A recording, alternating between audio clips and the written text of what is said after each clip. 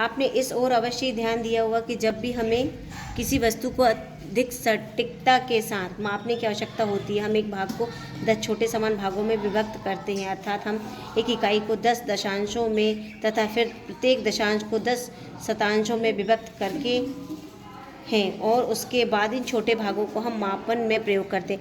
हमने देखा पहले 10 लाइन, फिर उस 10 के बीच में भी हमने 10-10 लाइन, तो पहले दशांश में बदला मतलब 1/10 में, और फिर वो 1/100 में बदल गया। ठीक है, लेकिन आपसे इसमें वही लिखा है, क्या हम 4 समान भागों में, 5 में या 8 में इसको नहीं बांट सकते? बोला था ना हमने, 10 ही क्यों मानते? तो उसका कारण क्या है देखो।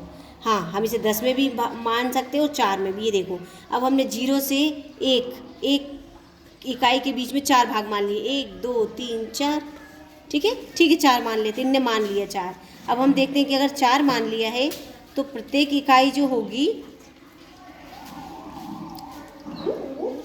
प्रत्येक चतुर्थांश को, अब हम इसे बोलते थे 1 दशांश, अब 4 हो गया तो इसे बोलेंगे चतुर्थांश। क्या बोलेंगे? चतुर्थांश। और आगे 4 भागों में विभक्त किया जाता, मतलब इसमें भी 4, इसमें भी 4, इसमें भी 4, सब में 4-4। तो प्रत्येक एक इकाई का मान, जो एक इकाई होगी उसको हम बोलेंगे 1/16 भाग मापता है, अर्थात इसे 16 भागों में एक इकाई मान बनाती है। तो एक इकाई को सदैव 10 भागों में क्यों बांटे? हमें 10 ही क्यों लेते हैं हम? अब हमें ये देखना है। अब हम पूछेंगे बेटा अभी आपसे कि तुम क्या पढ़ रहे हो, है ना, कि 10 ही क्यों लेते हैं? देखो इसका कारण, जो भारतीय स्थानीय मान पद्धति है उसमें एक स्थानीय मान में क्या है, जैसे कि 284 लिखा है, तो 2 क्या है? इकाई, इसके बाद 8 क्या है? दहाई, और फिर 2 क्या है? सैकड़ा।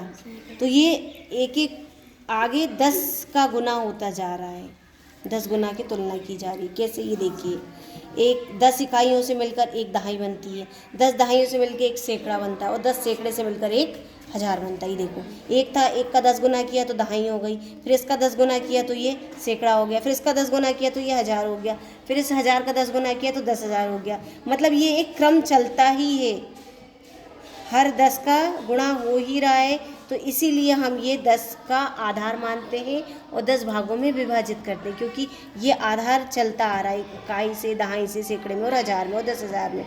संख्याओं को लिखने की इस पद्धति को एक से छोटी राशियों के लिए विस्तारित करने के लिए हम एक इकाई को 10 भागों में विभाजित करते हैं। इसलिए हम क्या करते हैं? उसे 10 भागों में विभाजित करते हैं। इससे दशांश प्राप्त होता है। जब 10 भागों में बांटेंगे तो एक भाग को बोलते हैं दशांश। क्या बोलते हैं? दशांश। दशांश मतलब 1/10। इसके बाद बोल रहे हैं, और अगर एक को 10 भागा और 10 समान भाग हो गए तो वो हो जाएगा 100 भाग। तो एक भाग को बोलेंगे शतांश। क्या बोलेंगे? शतांश। शतांश मतलब 1/100। शतांश मतलब 1/100। एक था, इसका 10 गुना 10, फिर 100, 1000 और ये 10,000। और अगर हम एक के पीछे जाते हैं तो ये हो जाएगा 1 दशांश, और अब और पीछे जाएंगे तो हो जाएगा 1 शतांश मतलब 1/100। इसको 10 गुना करेंगे तो ये आएगा, इसका 10 गुना करेंगे तो ये आएगा, इसका 10 गुना ये, इसका 10 गुना ये, इसका 10 गुना ये, और इसका 10 गुना ये। और अगर इसको हम 10 से भाग दें तो हमें 1000 मिलेगा, इसे 10 से भाग दे तो 100 मिलेगा, इसे 10 से भाग दे तो 10, इसे 10 से भाग दे तो 1, और इसे 10 से भाग दे तो 1/10 मतलब दशांश, इसे 10 से भाग दे तो 1/100 मतलब 1 शतांश। क्या हम इसे और आगे विस्तारित कर सकते हैं?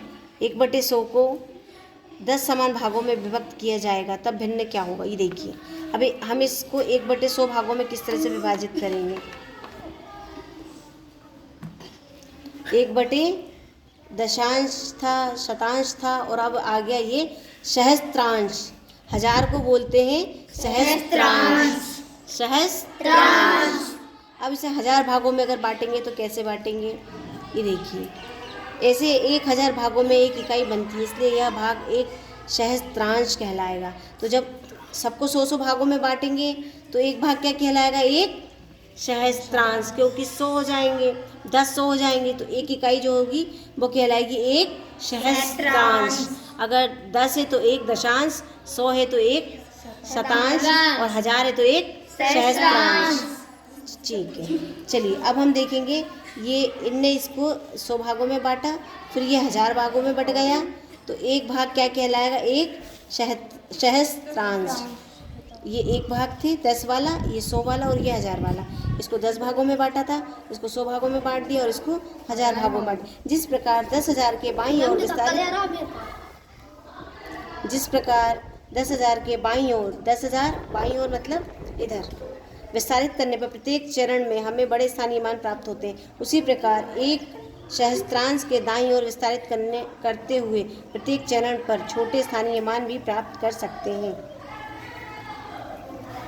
हैं कि जब भी हम बाईं ओर आ रहे हैं तो वो 10 के गुने में आ रही है संख्या, और जब दाईं ओर जा रहे हैं तो 10 के भाग में संख्या घटती जा रही है।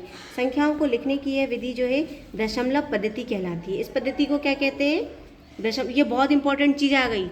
ये जो दशमलव जो नहीं समझेगा ना, उसे सवाल नहीं आएंगे। दशमलव पद्धति कहलाती क्योंकि यह संख्या 10 पर आधारित है।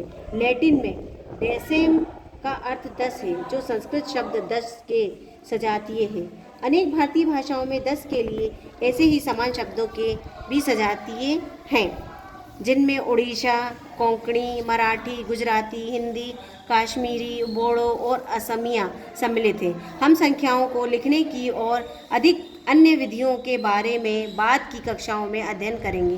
कितना बड़ा? हम पहले से ही जानते हैं कि 10 100 से मिलकर बनता है। जो 10 है, 10 100 से मिलकर 1000 बनता है।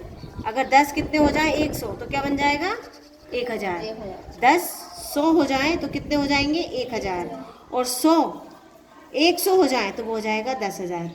इसी प्रकार के प्रश्न हम भिन्नात्मक संख्याओं के भागों के बारे में भी पूछ सकते हैं।